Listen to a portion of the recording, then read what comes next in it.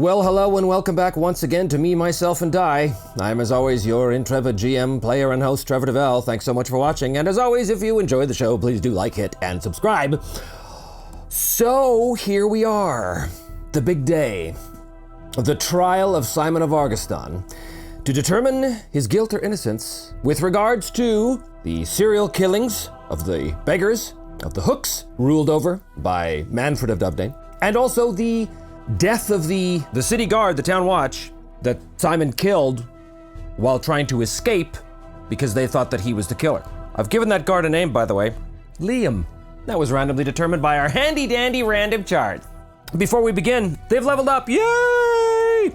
And at the risk of sounding like I'm metagaming, what everyone has actually taken as their advance is persuasion, because it's gonna be important.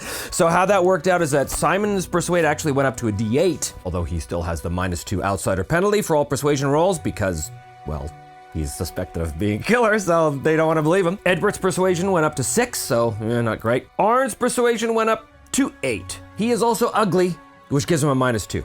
The other thing I want to talk about before we begin, there's two things. The first is that I made a little mistake last time, kind of a crucial mistake, and it was a Savage World-based mistake, and the error was pointed out by GM Randolfo de Gamer, so normally I would never thank anyone for rules lawyering me and telling me I got something wrong, but in this case, it's kind of important. When Arn went down from the big hit, he had to do a vigor roll to see if he survived.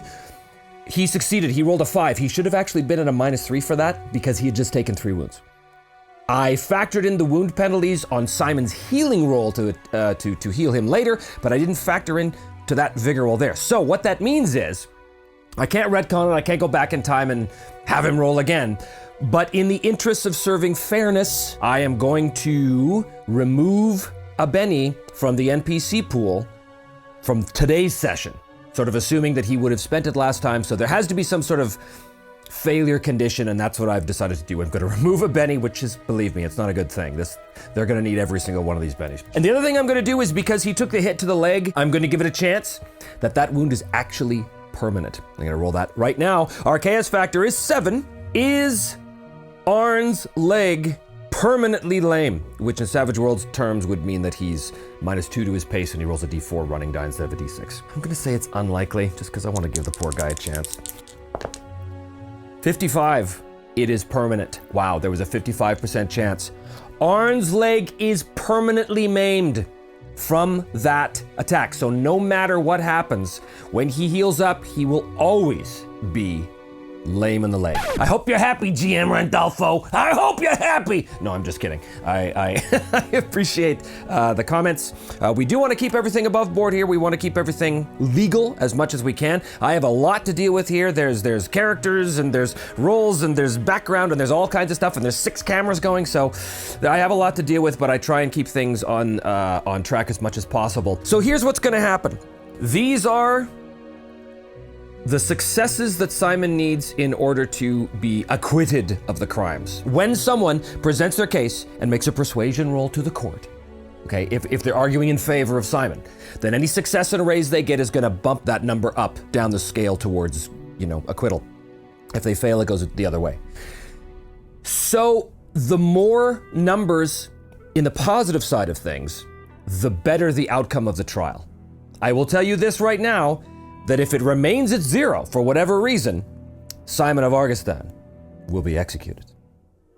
Let's get on with it. Simon and company are led in manacles and leg chains, probably. They are led into the gargantuan court of law that is being overseen by the Council of Lords of Chiton.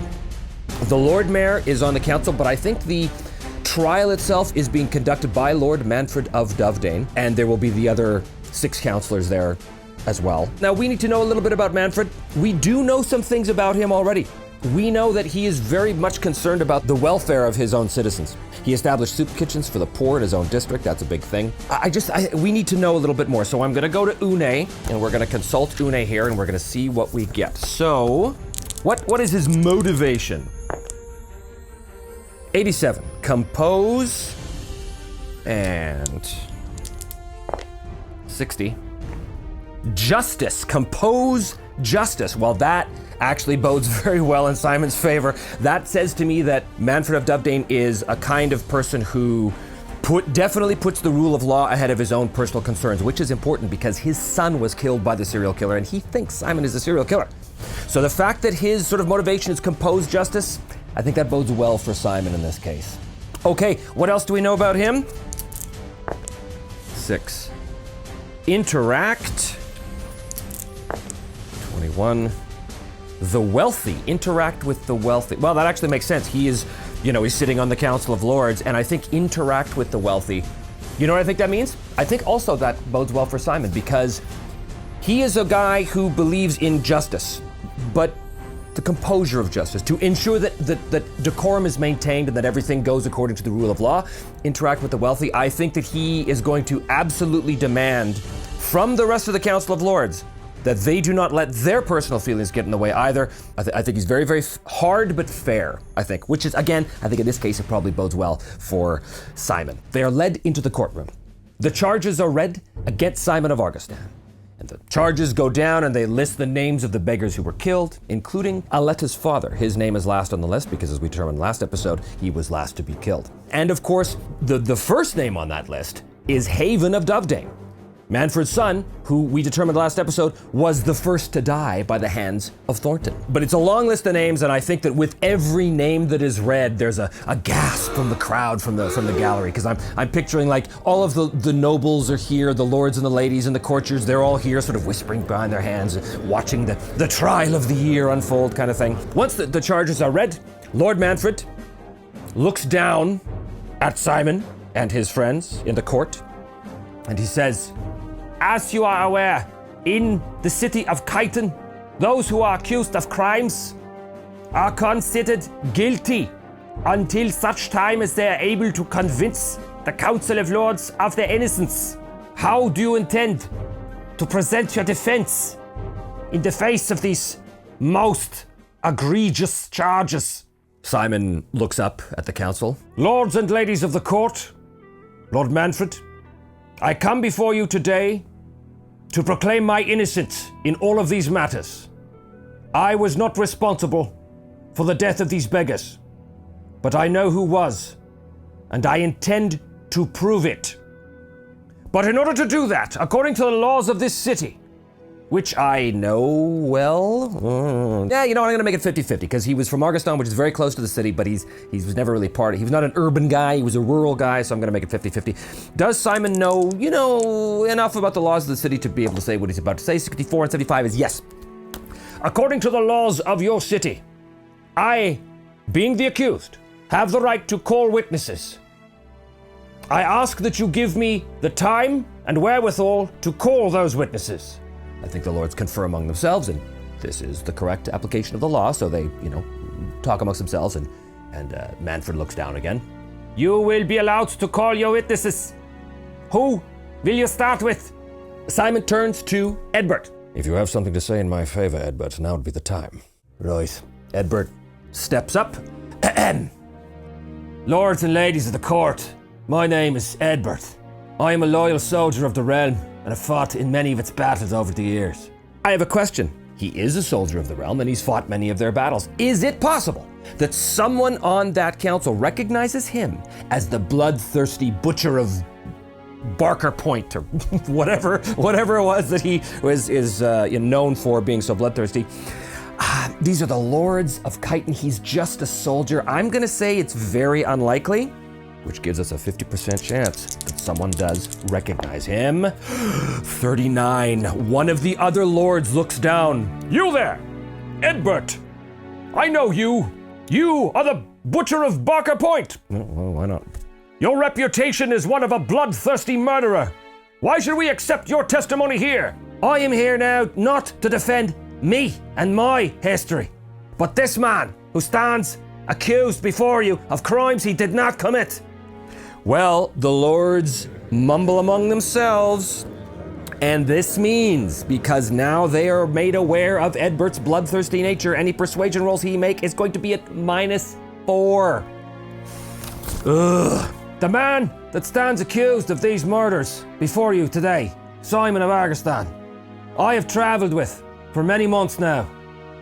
and in every case, he has shown himself to be an honourable man. He put himself in danger in order to save my hide, more times than I care to remember, frankly. This man is incapable of committing the crimes that you accuse him of. He rolls a d6 and a wild die. -4, he has to explode. Oh, okay. 6 and 3 is 9, -4 is 5. That is a success. I'm going to move 1 success forward. He does. His point gets across, and some of the lords sort of nod and stuff. Manfred is obviously unmoved by this, but we do have a success. The witness's testimony has been entered into the record. Who is your next witness? I choose to call my other companion. I believe he is one you know well, Lord Manfred. Arn Kalapunki, the bounty hunter. Arn Kalapunki, you were sent out to apprehend this man, but now you stand by his side and defend him. That is correct, Lord Manfred. And I tell you that I have good reason for having renounced the contract that you put out on Simon of Argoston. Here's a question. We recall that Arn has a phobia of long-haired women. Is any of the counselors a woman with long hair? Let's find out. I have no idea. 50-50. There's a 75% chance. Is there? No, there is. Yes. The answer is yes, unfortunately. So as Arn's saying this, he looks and his eyes go wide because he sees one of the lords of the city, who is a female, a lady of the city, if you will. She's sitting there looking at him, listening intently as she has been to the rest of the witnesses, but she has this long flowing hair, and as he looks at her, he starts to stumble a bit and sweat because what he sees is Sherilyn's face looking at him, and he's trying to compose himself and look away, which means he'll be at a minus. Oh boy, he's a -6. Oh boy. Luckily, his persuasion's a D8 with a wild card, but he's struggling to regain his composure. He can't take his eyes off of the long-haired woman. I can tell you, lords and lady of the court, many times on the road, I have encountered those who he has helped without any regard for his own safety. At the town of Hundatora, when it was in its most dire moment of peril, Simon here swept in to save my life, an avowed enemy. And I tell you this now, he has never broken his faith with me. -6, he has to explode. No, have to spend one of our 2 remaining bennies. Have to explode. Oh, we now go back down to 0. Do you have any other witnesses besides the ones who stand beside you in chains? I do. I ask now for a runner to be sent to the Temple of Elosia and to bring back Brother Waverley. There's a, rustle amongst the crowd as well. And they've already given him the wherewithal to do this. That's already successful. So I think there's a short recess, but very soon they're reconvened and Brother Waverley is brought in. He's looking very out of place. He's looking a little, he's trying to slick back his hair with a saliva-ridden hand, and he's, looking very, very out of sorts in front of all these nobles and ladies and lords and such. Brother Waverley of Elosia, the accused Simon of Argoston tells us that you will speak on his behalf. Is this true? Is this true? I hope so. I don't think I'm gonna roll for this because Simon already did. I mean, he accused him, he investigated him at the temple, but then he heard the truth thanks to Stratton. He believed him and he gave him the sword back, and Waverley, I think at this point Waverley has sort of been convinced that clearly Simon's not the murderer. Yes, Lord Manfred. Simon came to me in the soup kitchens, trying to investigate the murders. He came in the company of a dear friend of mine, Stratton, who I understand has recently passed away, but Stratton was a man of honor. And as far as I'm concerned, if he spoke for Simon, then so will I. I believe this is a good man who was honest in his attempt to find the true murderer. Waverley is an extra. He has a D6 persuade. Okay, explode. This is very good. 9 is success with a raise. 2. Waverly turns, walks past Simon, sort of nods to him. Simon nods back. The next witness that Simon chooses to call is Aletta, the daughter of the slain beggar, the final beggar who was killed at Thornton's hands. Aletta is summoned to the court. She testifies to the gruesome death of her father and the gruesome death of all the beggars. If we recall, these beggars were killed in a multitude of ways, but they were all gruesome, horrible, bones broken, limbs ripped out of joint, like bad. We saw what Thornton was, so he mutilated those bodies. She testifies to this. And I think the crucial element of her testimony is that she says to the court, I look at the accused and I know that there is no way that this man could possibly have done to my father what was done. I mean, look at him. That's true. He's not a very big guy. His strength is only D6. People kind of talk. They talk amongst themselves. Here's a question about this, though. Is Huxley there? Huxley, if you recall, was Lord Manfred's manservant who was running the soup kitchens. Huxley was a polymath. He was someone who knew a whole lot about a lot of different stuff. Is Huxley there? I think it's going to be likely that he is. 34. He is, in fact, there. Logical polymath. Simon. Does he choose to concur with this? Has he seen the bodies? I think he would have. The murders took place around the soup kitchens. Logical polymath. I think he has a background in. Well, he's got a background in everything. He's a polymath. But I think that I think he would have seen the bodies, and I think he might be able to concur with Aletta. Let's see if that is the case. I'm going to call that 50-50. 60 on 75 is a yes. My lords and ladies, I am Huxley, servant of Lord Manfred, and I can tell you that in my younger days, I studied quite faithfully the anatomy of the human body. And I concur with the observations of this young lady that this Simon of Argoston would be physically incapable of doing to those beggars what was done to them. Her testimony, as far as I'm concerned, should be entered into the record as accurate and well presented. Okay, she's gonna roll, and because of that, because Huxley's there, I am going to give her a +2. Oh, okay. 6 plus 6 is 12.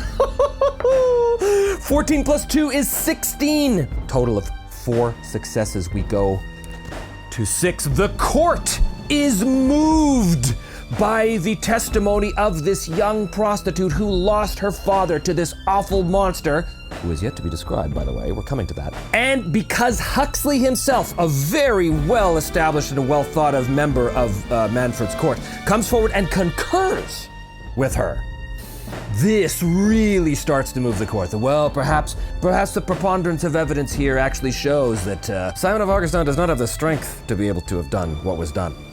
Okay, well, that is the last of the witnesses that Simon can call. I hope I haven't forgotten anybody.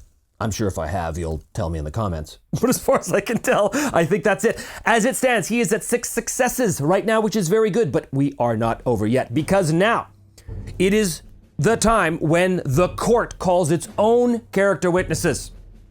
And the first witness they call is a crown witness by the name of Arnak, the guard who tried to arrest Simon after finding him in the alleyway with the dead bodies, and the friend and colleague of the other guard, Liam, who was killed by Simon in his attempt to escape. He comes forward. Arnak, tell us in great detail the events of the night on which Liam was killed. And he does. And he basically tells a story that we already know, which is that they found Simon in an alleyway, hunkered over these bodies, probably a little blood in his hands because he was examining them. They immediately tried to apprehend him. Simon explained his case. They didn't buy it. A scuffle broke out, and I think that Arnak basically describes it that Simon attacked them. He paints a picture of Simon as being someone desperate to get away and resisting arrest, and of course, having killed a member of the City Watch. He is going to roll a persuade, and every success and raise that he gets counts against Simon's acquittal. Now you've heard it, lords and ladies. this Simon was responsible for striking down Liam in cold blood, resisting arrest, and as far as I'm concerned, was probably the one who was responsible for killing the rest of the baggage too. D6, he's an extra. Okay, 1. He does not. The people are not moved by this. Okay, that's good. But it's not over, because after some deliberation, the Crown calls another witness.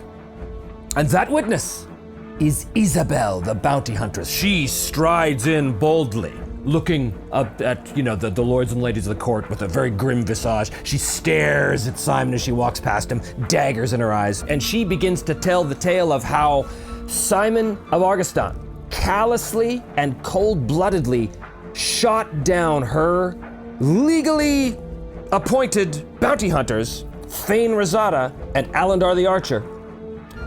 How Simon ruthlessly, mercilessly killed them with one bolt to the neck, to the head, through the eye. Because he did. He murdered those guys pretty good.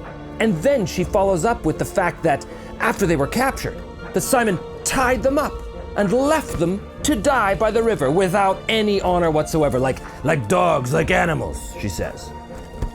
We know this is not the case, and if Stratton was alive, he'd be able to counter this. But Stratton is dead. And so Isabel, respected bounty huntress of Lord Manfred, now rolls her persuade, and she is a wild card. She does, but it is not a raise. So she moves the court, and we go back down to 5. As the court is deliberating, Simon is preparing to make his own case, because of course he is allowed to speak, and he has evidence that he is yet to present. He has yet to tell the truth of what really happened. But I do have a question before we go on. Is there a possibility that a representative of the Temple of Morgus from Hundatora that can speak on Simon's behalf for, saving the town of Hundatora? I'm gonna say it's very unlikely. 54 on 50. No, there is not. Simon of Argoston, this court has heard your witnesses. We now instruct you to mount your own defense and present whatever evidence you have.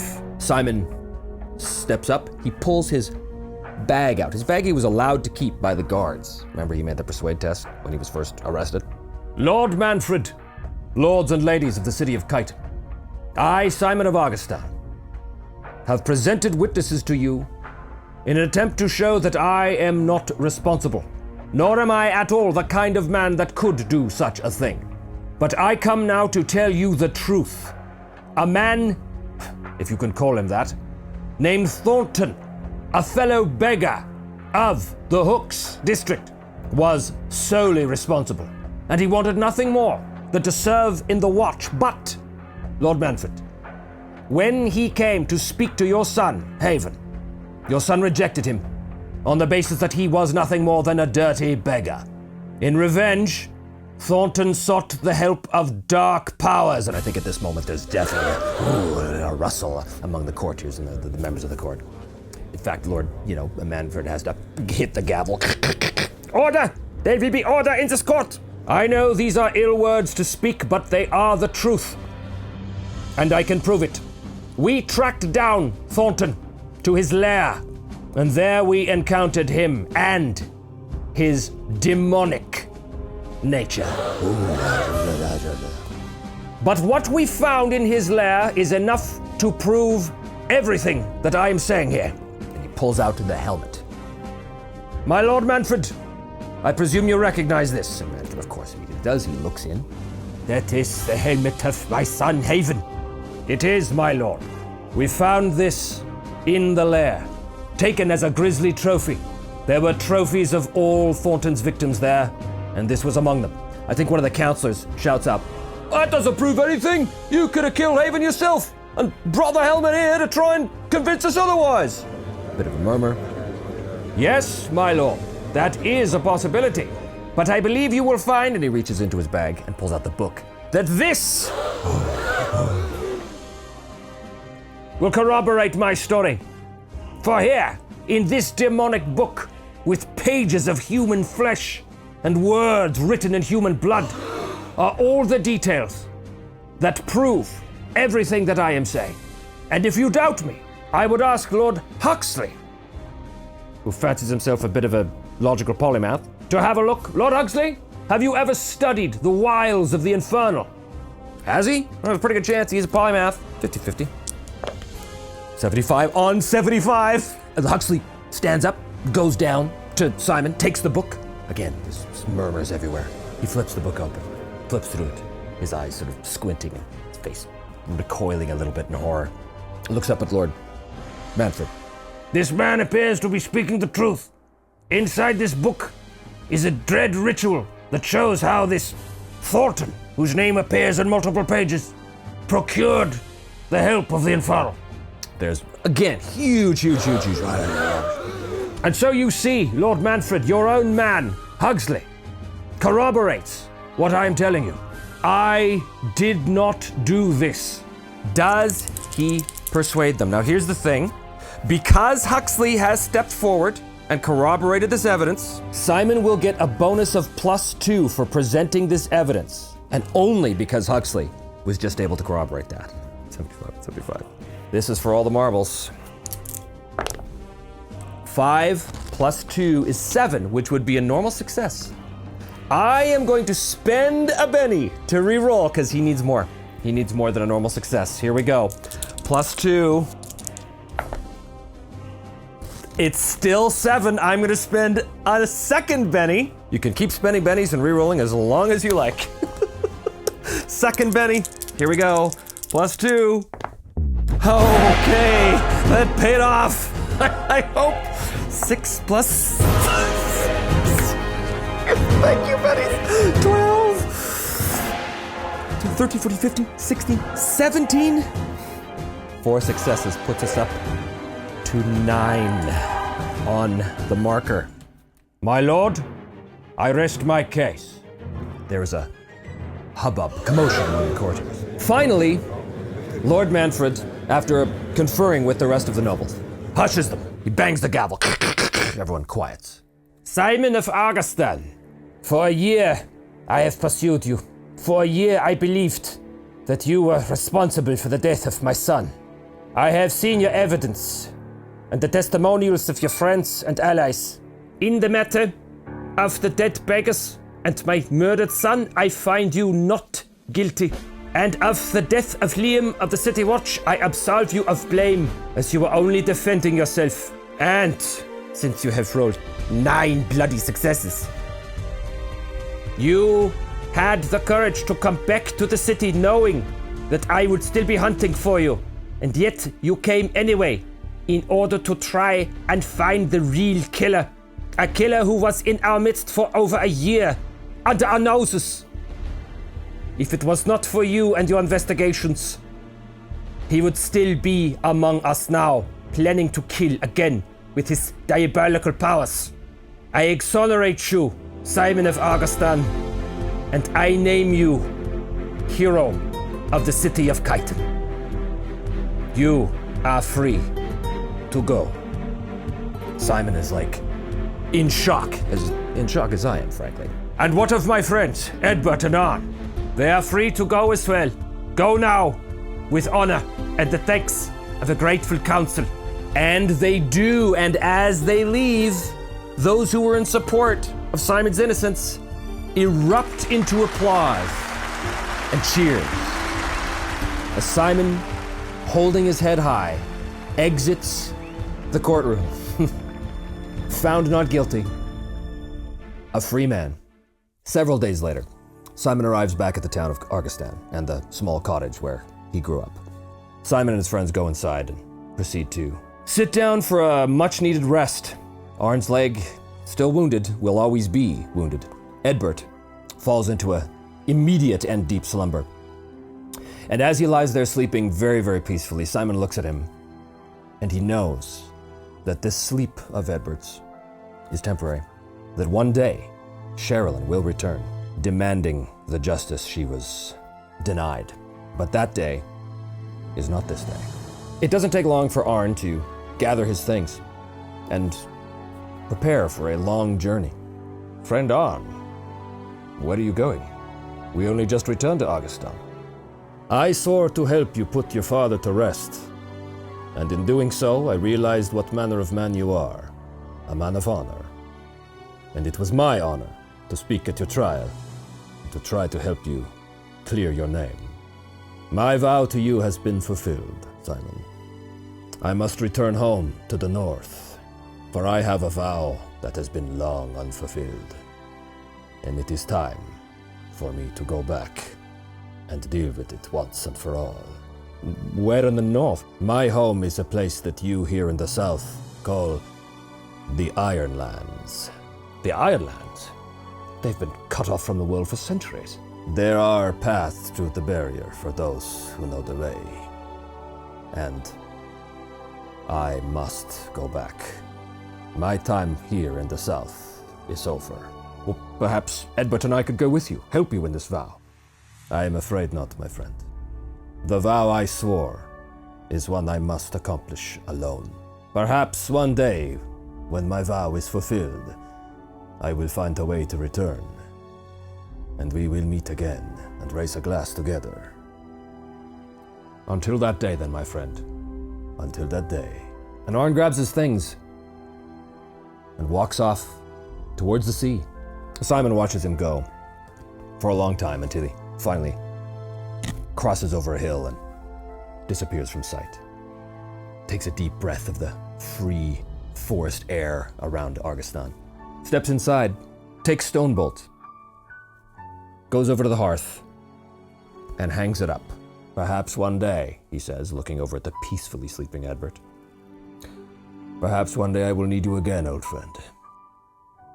And he goes over to the hearth, sits down in front of the fire, and stares into it for long moments.